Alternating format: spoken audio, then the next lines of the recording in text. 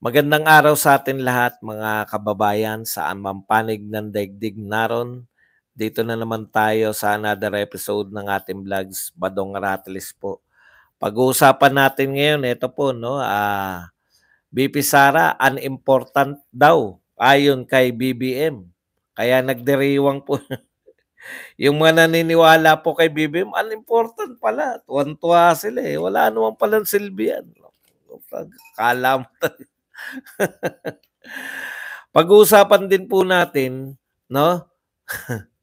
Tambay lang ex-crew. Pag-uusapan din natin ito pong si Tunying na tinawag po na traidor nito ni Coach Bukbok at Jarrett, no? At siyempre, yung mga usapan po sa EDSA na kesyo bayaran daw, ang mga tao nagpupunta riyan na kesyo kokonti, na kesyo umuuwi na malungkot, no? Yan po ang mga pag-uusapan natin, pero bago yan, kung bago ka pa lang dito sa ating channel, mag-subscribe ka na. Dahil ito lang ang tayong channel na may kinikilingan, may pinapanigan, una sa balita, huli sa impormasyon, kaya ano pang hinihintay nyo? Pindot na, okay. Pasensya na kayo, hanap buhay mo. Natutuwa ako na maraming nanonood sa atin, maraming nakakakilala. Mamaya sasaglit tayo dyan. Pero kailangan din natin maghanap buhay at maparating yung mga sagot natin. Hindi po natin pwedeng iwan itong ating program kasi pag nasa EDSA po talaga, hindi ako makapag-isip ng matino.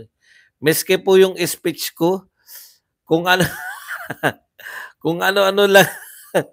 Kasi hindi po ako sa totoo, wala po ako sa, alam kong anytime pwede kong tawagin, pero hindi yung time na yun. Ang akala ko yung panggabi pa kami, yung mga wala na nagsasalita, ganun. Yung tapos na yung mga bida. Yung pampatay oras lang ba? Kaya po, mamaya po pag-usapan natin sa ito po muna, no, yung unimportant daw po si BP Sara. Hindi, unahin na natin to si Tunying tsaka to si Jarrett. Kahapon sabi ko, tignan natin, no, tama si Tunying, di ba? Sabi ni Tunying kasi, yung kanyang source na nag-text si BBM sa mga leader ng Kongreso na wag nang ipa-impeach si BP Sara kasi unimportant, magugulo lang daw yung trabaho, no? Pero sabi ko nga sa speech dun sa EDSA, ano ba i-atras yung impeachment? Wala naman kayong kakaso-kaso. Napag-aralan na po ni BP Sara yan eh. Yung mga sinasabi ninyo o nag-aral na po si BP Sara, wala po kayong lahat ng po ng article of impeachment, yung pwede pong isampa sa kanya, wala po kayong pwedeng isampa kay BP Sara.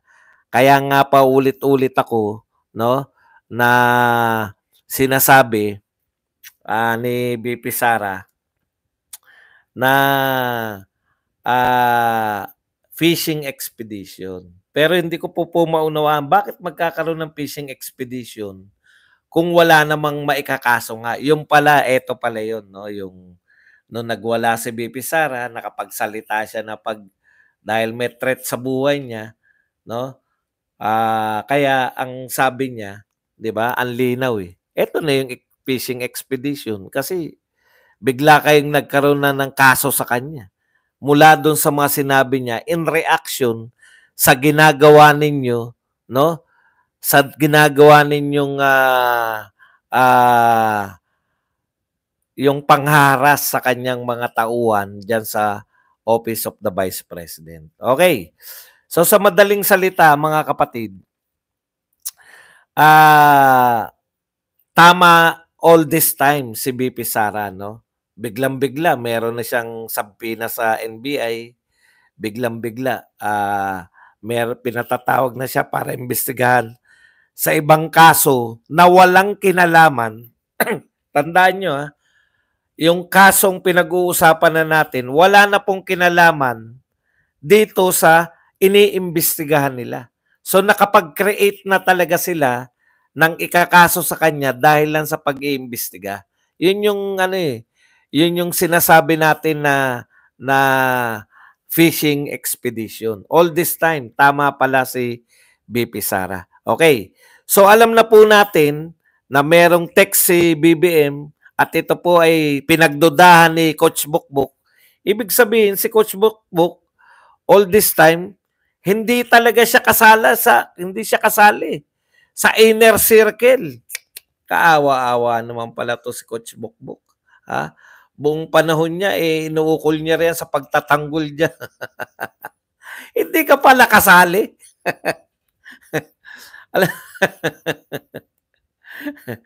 Kagat aso. Ganyan talaga buhay. Pag nakilala kang kagat aso, mahirap po kasing no? Ikukumpara mo naman, ang layo mo naman kay Tunying. Ikukumpara mo naman yung talino ni Tunying sa'yo. Kung ako rin ang presidente at first lady, sino ba ang aking pwedeng, kung ako mamimili between you and Tunying, kay Tunying na ako. Mas may utak yun. At siguradong may utak yun. Okay. Tignan natin. Si Habi, wala. Naano na natin. Wala naman pong katuturan niya si Habi. Dito po tayo sa pinaniniwalaan ng mga loyalista. Si Tunying tsaka to si Bukbuk. Alam nyo, ito po, si Tunying, kaya hindi ko sinabi na, puta, bumaliktad na ba sa atin niya? Ang sinabi lang ni Tunying, para nga pabanguhin pa si BBM. O tignan nyo ngayon. Nagsalita na ba si BBM tungkol dito sa mga pagnanakaw sa Kongreso? Yung sinasabi ni Tunying na garapalan. Ito yung term ni Tunying, di ba? Garapalan ang nakawan sa Kongreso. Kung di man ganyan na ganyan, ganito yung gusto niya sabihin. Garapalan yung nakawan sa Kongreso at sa Senado. Yung porsyentuhan dyan. Ngayon, pag hindi ka nagsalita, Mr. President, pag hindi ka nagsalita, Mr. President, ano po, kinukonsinti mo. Di ba? Ngayon, Tunying, hindi pa rin nagsasalita. Ulitin mo nga na kinukonsinti niya. Ano na gagawin mo ngayon, Tunying?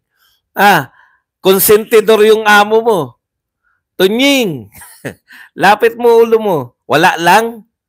Dahil may usapin na napabango mo na siya. Ang ine-expect yata ni Tunying, itatablahin ni BBM yung kanyang pinsan, di ba? Yung para mailigtas niya ang first couple, no? Sa galit ng tao, ilaglag na lang yung pinsan. Yun yung ako basa ko ganun eh. Siyempre nga naman, pag kinundi na ni BBM, yung malawakan, katiwalian, yun pala. Yung pala yung termino. Malawakang katiwalian. Yan. Malawakang katiwalian ng Kongreso at saka ng Senado. Yun. Ngayon, dahil parang bumango si BBM, sa tingin nila, wala na po kayong gagawin na makakapagbaliktad sa amin na nagalit na kay BBM. No? Ang tingin po namin kay BBM, sa totoo, ngayon ngayon di ba? Ngayon, ito. Inulit mo pa ba? Tunying, inulit mo pa ba na sabihan si BBM na konsentidor siya? Iba na yung iba na yung kinakanta mo ngayon, no? Ang kinakanta mo na ngayon ay pinatitigil ni BBM yung impeachment dahil magugulo pa ang bayan. Bida, gusto mo sabihin, bida. Wala kaming pakialam. Ituloy nyo yung impeachment para mapahiya kayo.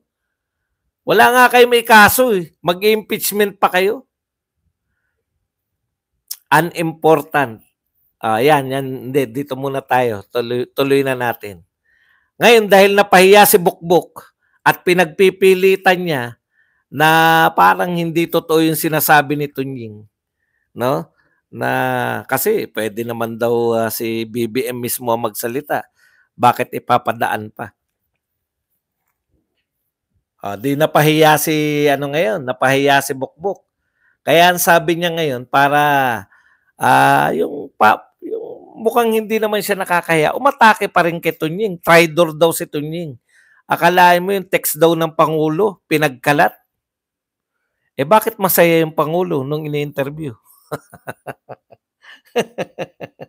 kung kung na-traitor, alam mo, mahina, alam mo, Bukbok. Ngayon, kung hindi nyo pa po kilala si Bukbok, siya po si Coach Jarrett. Yung mga binabanatan lang natin, yung mga sikat na vlogger nila. Okay. Alam mo, Bukbok, una, kapwa mo loyalista, binabanatan mo, no? Tindi, no? Parang, bakit? Bakit kayo nagbabanata?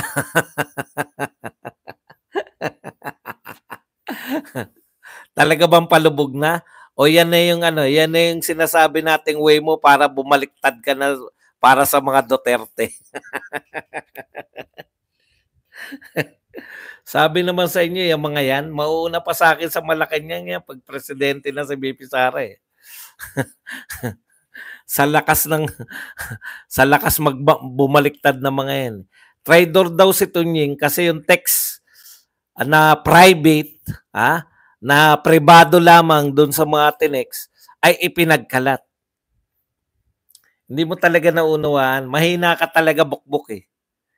Hindi mo ba naisip na yun ay kunwaring private lang? No? Yun ay kunwaring private lang. Ang intention talaga nun ay ipagkalat. Bakit? Kasi akala ni BBM, babango pa siya pag pinalabas nila na siya yung umaawat sa impeachment. Di ba? Siya yung umaawat sa impeachment. Kaya niya pinagkalat, kunwaring private. Pwede bang kung private yan? Bakit? Mga simpleng tao lang, eto atin-atin lang. Bibilinan mo eh. Di ba? Eto, wag niyo ipagkakalat ha. Atin-atin lang muna to. Kami may mga usapang gano'n, mga vlogger. Eto, atin-atin lang ha. Wag niyo muna tong ipagkakalat ha. Para makapagpabango sa tao. Para sabihin ng tao, kita nyo na, napakabait ni BBM talaga. Tinatarantado na. Tinatarantado na ng mga supporter ni Duterte. Tignan nyo naman, ayaw pa rin ipa-impeach. Talagang ang traidor itong si Sara Duterte. Ganun, di ba? Ang bait-bait ng tao. Ang bait ba niyan? Tignan nyo nga ginagawa. Nanonood ba kayo ng Kongreso? Putang daming problema ng Pilipinas.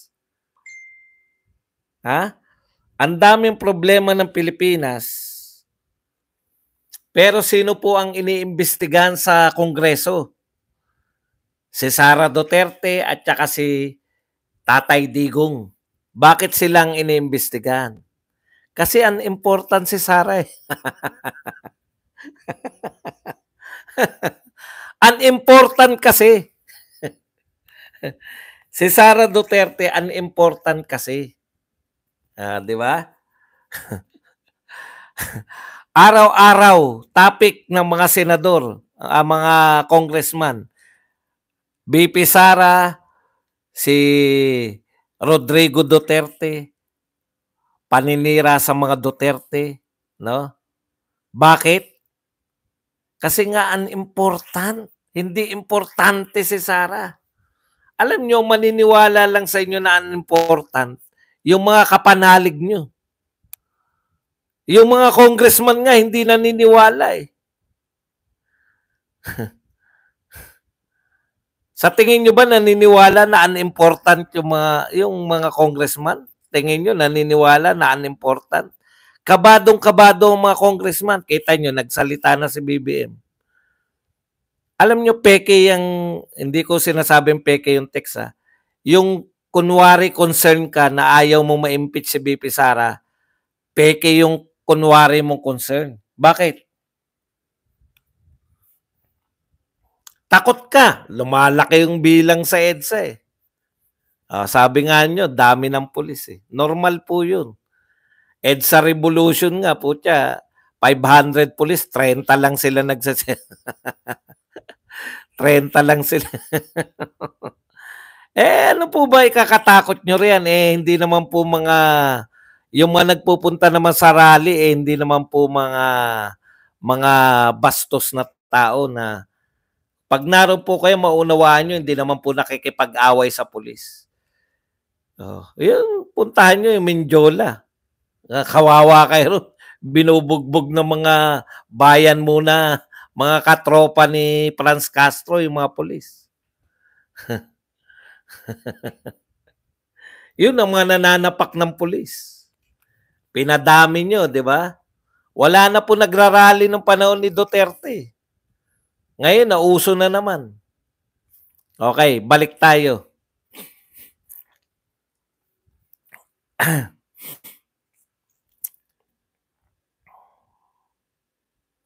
May nagsabotahe na babae daw. Balik po tayo din. Mamaya na po yan. Balik po muna tayo sa ating topic. Okay. Unimportant. Nakapagtayo yung young guns na ang purpose siraan lang si VP Sara. Mayat maya sila nagpe-presscon para siraan si VP Sara. Unimportant. Tignan nyo po yung mga views nila. No?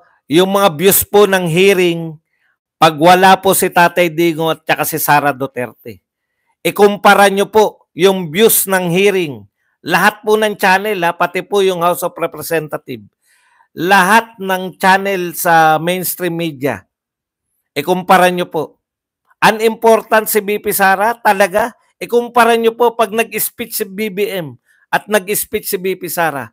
Ikumpara nyo po. Ikumpara nyo po pag nag-press con si VP Sara, nag-press con si Martin, nag-press con ng House of Representatives. Sino po ang mas maraming nanonood? Huwag nyo pong sabihin unimportant. No?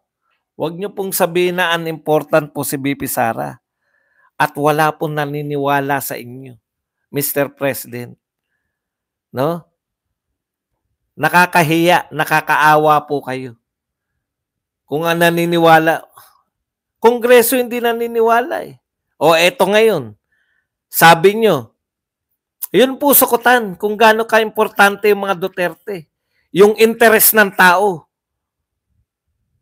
Sasabihin nila, hindi lang naman maka-Duterte nanonood dyan. Yun na nga. Biruin nyo, hindi ka na maka-Duterte, nanonood ka pa. Ganun ka-importante yung mga Duterte.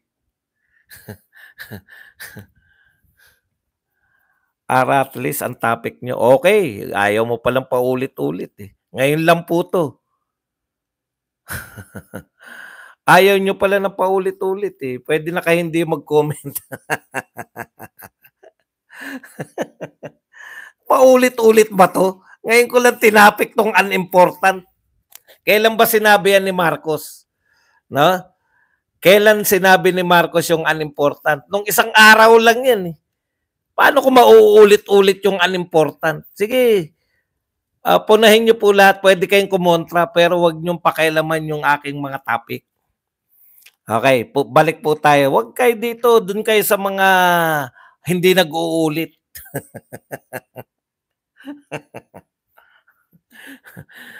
Punta po tayo rito sa EDSA.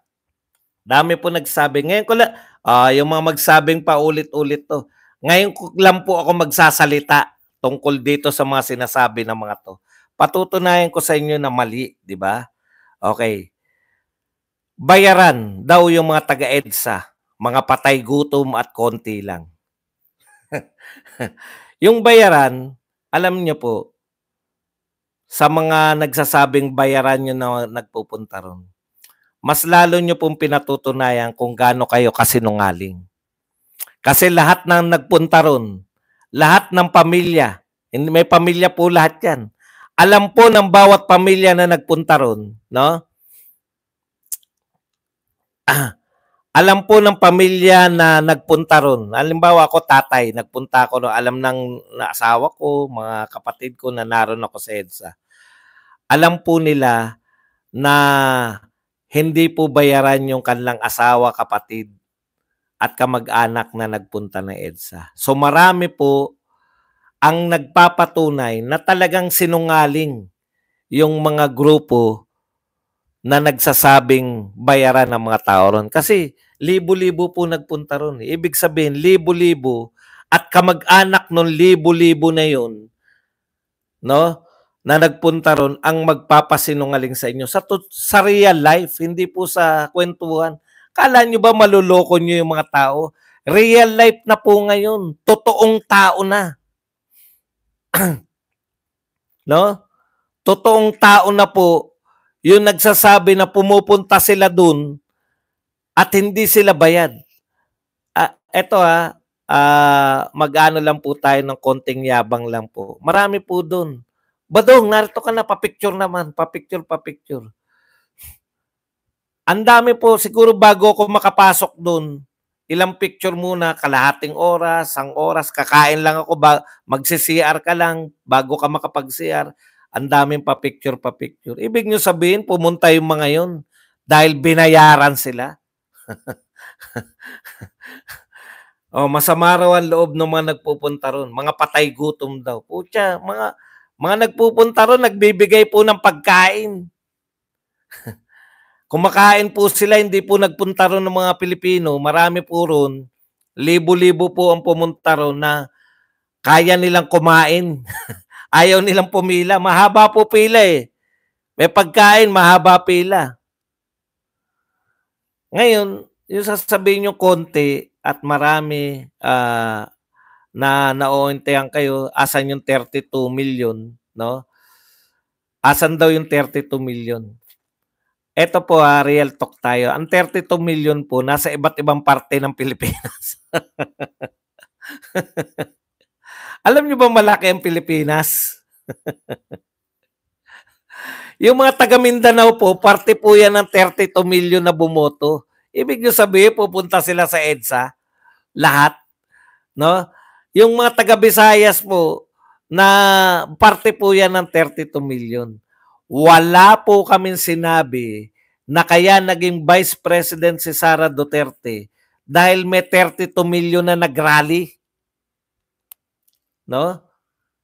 Ang sinasabi po namin, 32 million ang bumoto. Hindi po sila rallyista.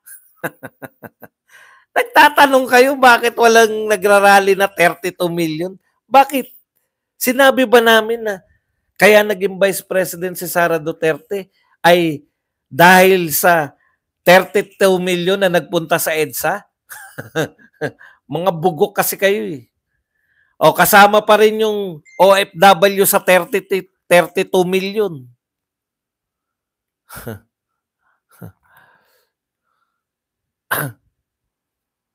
Oh.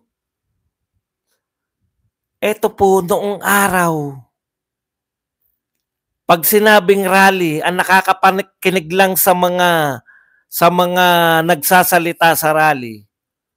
Yun lang pong naroon sa EDSA. Yun lang po naroon sa Mindiola. Yun lang po naroon sa Liwasang Bonifacio.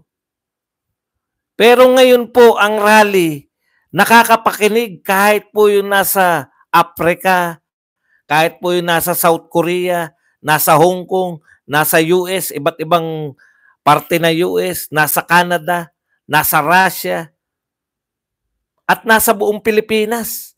Nakakapanood po sila ng rally.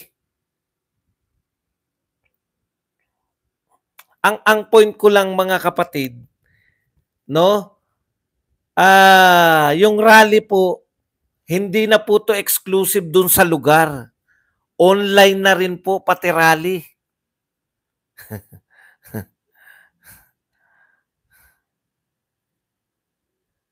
Nadamay sa pakawalan ni mga. Grabe. Mamaya, obserbahan natin. Tinake over na ng pulis ang venue. Ibig sabihin, hindi na makapasok. Anong gagawin natin doon? Liwasan Bonifacio. Bahala na kung saan ako pumunta mamaya.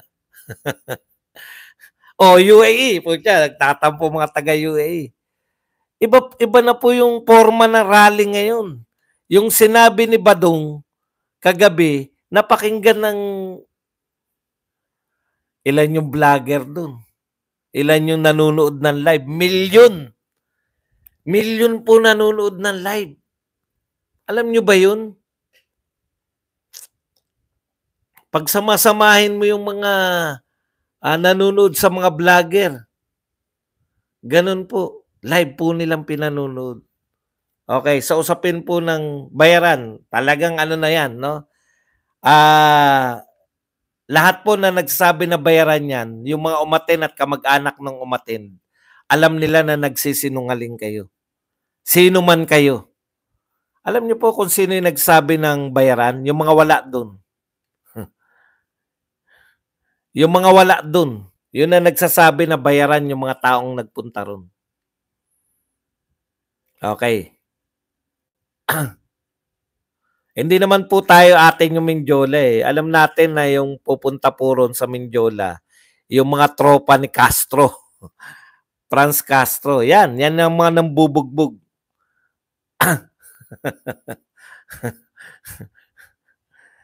Okay. Alam niyo po kaming mga vlogger, hindi po kami ang leader niyang sa EDSA. Kasi malinaw po eh. May panawagan. Actually, panawagan ng mga tao yan eh. Kaya kami nariyan. Kasi maraming tao eh, cover mo eh. Para napagkakamali po ng mga tao na yung mga vlogger, yan yung mga leader, hindi po. Kaya po nariyan yung mga vlogger kasi maraming tao, i-cover nila para kaming mga bagong, kami po yung tunay na media ngayon. Yung nagpapakita sa inyo ng buo. Naka-live yan. Ano pang panlulokong gagawin namin? Wala kami nahagip doon na bayaran eh. Ang tagal na namin, ilang araw na kami ron.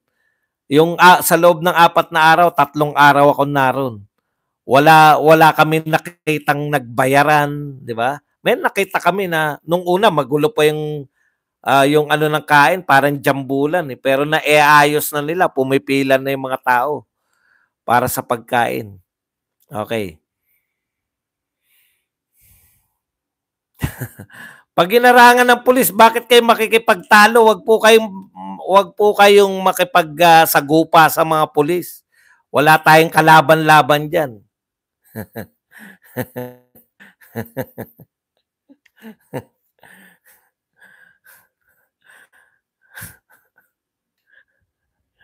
Ang dami-dami magpapatunay. Ito pa po. Dahil Bonifacio Day ngayon, mag-ano lang po tayo. Mag-take po tayo. Kasi marami nagsabi, paano yan pag hindi tayo nanalo? Ano ngayon kung hindi nanalo, bagay ka na nakasaysaya. Ito po Happy Bonifacio Day ngayon. No? Kaarawan po ng ating dakilang bayani, pambansang bayani. No? Nalilito po yung iba, bakit daw pambansang bayani si Rizal? Tapos tawag din natin kay Bonifacio, pambansang bayani din. Tapos tawag din natin kay Marcelo del Pilar, pambansang bayani din. Sila Gregorio del Pilar, pambansang bayani rin. Si Haina, pambansang bayani rin. Pambansa po, ibig sabihin, kinikilala po sila ng bansa. Hindi po nakapattern yung pambansang bayani natin sa Amerika eh. Yung Amerika kasi meron silang tinatawag na iisa lang na national hero, no? Pambansang bayani lang nila si George Washington. Kung hindi ako nagkakamali tama na lang ako ng mga Filipino-Americans. Pero sa Pilipinas, pag sinabi pong pambansang bayani, no? Pambansang bayani, bayani ka ng buong bansa. Meron kasing mga local hero eh. Katulad po nila Raha Sulaiman. Bayani lang po yan ng Maynila. Ayan. Pero yung mga iba po, marami po tayong mga local hero. Katulad, pero yung mga pambansang bayani sila Rizal, Bonifacio, Del Pilar. Yan po, no? Okay. Ngayon, happy Bonifacio Day sa inyong lahat. Ngayon, Boss Buds, paano yan pag hindi nagtagumpay tong EDSA na to? Di kawawa tayo. Marami po nangangantyaw. Umuuwi daw po na naluhaan yung mga taga-EDSA dahil wala silang nahita. Anong walang? Tinatama ko nga po kayo eh. Hindi po tayo katulad ng Amerika na mayroong isang opisyal na pambansang bayani. Tayo po, marami po tayong pambansang bayani. No? Hindi po siya iisa lang. Si Rizal Bonifacio, Marcelo del Pilar, yan po, Graciano Lopez Aina. Yan po ang mga limbawa ng kinikilalang pambansang bayani. Wala tayong, ito lang ang pambansang bayani. Isa lang. Okay? Ngayon, ito po, konting kwento lang po sa buhay ni Bonifacio. Si Bonifacio po, kung ang titignan, kasi marami nagsasabi, hindi naman kayo mananalo dyan, Badong. Hindi nyo mapapatalsik sa Marcos. Real talk po, pwede naman. Pwede namang hindi mapatalsik si Marcos. Di ba? Kasi wala talaga eh. Asan yung mga military? Asan yung ibang sektor? Pwede talaga. Pero ito pagpapakita ng tao to eh. Huwag nyo pong isipin na yung pumunta ron, umuwi na. Akala nyo po ba yung mga pumuntaran, pag uwi nila sa bahay nila, ay ang lungkot namin kasi hindi namin napabagsak si Marcos. Hindi po. Ang saya ko. Kasi nakita ko ang daming tao. No? Tapos ang sarap ng pakiramdam na ibuhos mo yung galit mo. Ang sarap ng pakiramdam. Nakita ko yung mga vlogger na hinahangaan ko, nakapagpa-picture ako. Alam niyo yung ibig ko sabihin? Hindi naman po yung kaya kayo dumalo dahil mananalo na tayo eh. Yung mga nagsabi po na umuwing talunan, hindi po nagpunta yun dahil lahat po na nagpunta ron, uuwi po na masaya. Lahat po ng pumunta ron, natitiyak ko 90%. Uuwi sila na masaya dahil nakapag-participate sila sa history in the making. Hindi immaterial po kung manalo tayo dyan, mapatalsik si Marcos o hindi. Hindi lang naman tayo nagpapasya niyan. Di ba? Lahat po ng people power, may military aspect po 'yan. Lahat po ng people power, marami. Konti talaga 'yan kumpara sa nagdaan dalawang people power. Pero hindi po ibig sabihin na tapos na 'yan. Alvin Look, thank you very much sa 199 pesos na pangkape. Sabi nga nung mga may experience, nakadalawa akong interview sa mga may experience ng People Power 1. Nagsimula naman sila, onti lang din eh. Nagsimula sila nung namatay si Ninoy, 1983, onti hanggang parami na ng parami. From 1983 to 1986, 3 taon. Imagine niyo.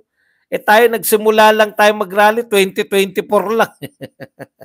Masyadong mainipin ng mga tao. Kung hindi makuha yan sa rally-rally, di may eleksyon naman. Kaya nga tayo may mga kandidato.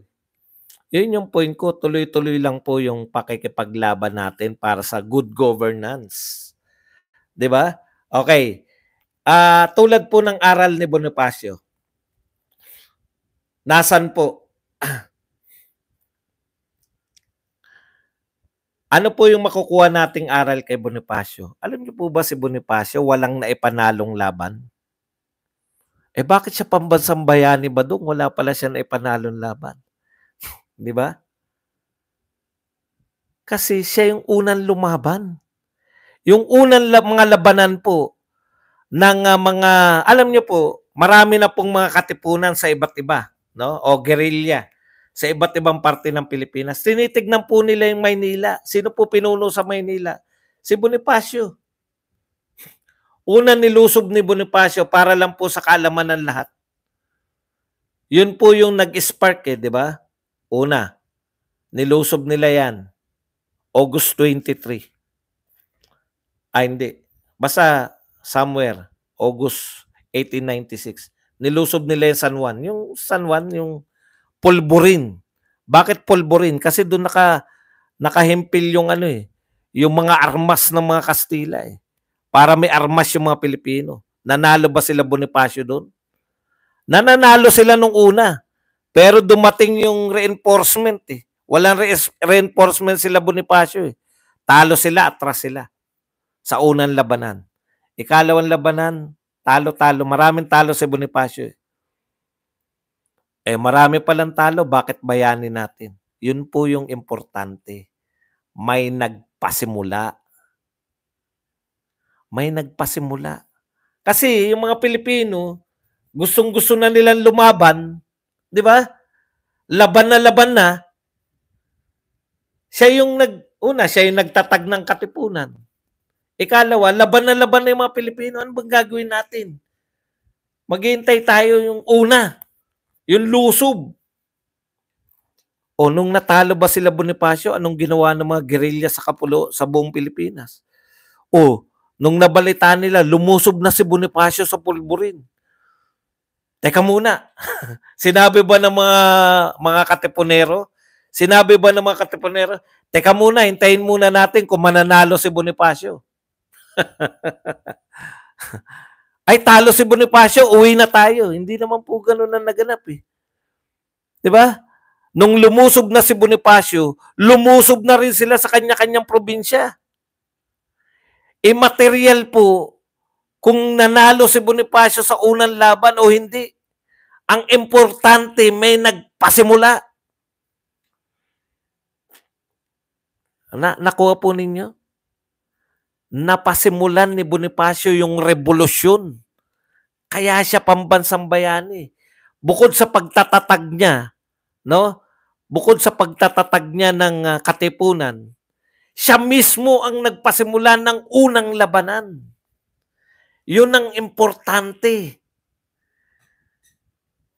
Hindi importante kung nanalo ba. Hindi naman naghintay yung katipunero. Ang hinihintay ng katipunero, yung spark, yung lumusob na yung mga taga-Maynila na pinamumunuan ng Supremo. Kaya nung lumusob na yung Maynila, sabi ng mga katipunero sa ibang probinsya, o lusob na tayo. Nilusob na nila yung mga, konti lang naman yung mga Kastila doon sa mga probinsya nila. Kaya wag niyo pong pagtawanan tong nangyayari ngayon sa EDSA na konti lang di yan mananalo. Yan po yung mga umatin po dyan. Yan na yun. Yung damdamin. Bonifacio yan.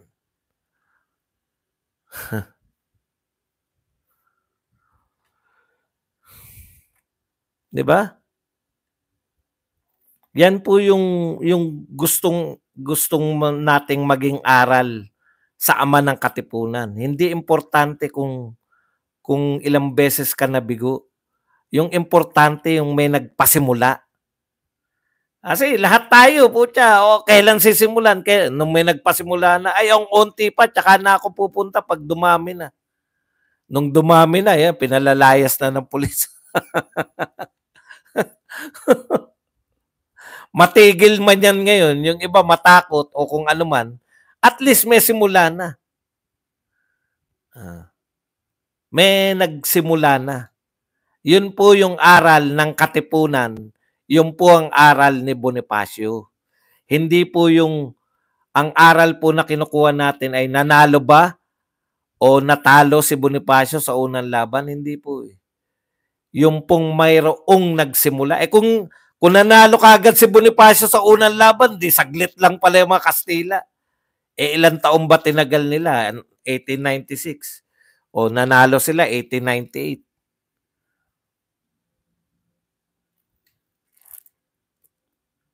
Kung nanalo si Bonifacio sa unang laban, di tapos na kagad. Pag gagawin nyo, sumuko na kay Bonifacio yung mga taga Maynila. Tandaan po nyo, yung Maynila ang sentro. Kaya sabi ng iba, panalo yung mga ibang katipunero, yung Supremo nila, talo. Putya, sentro yung nilusob ni Bonifacio.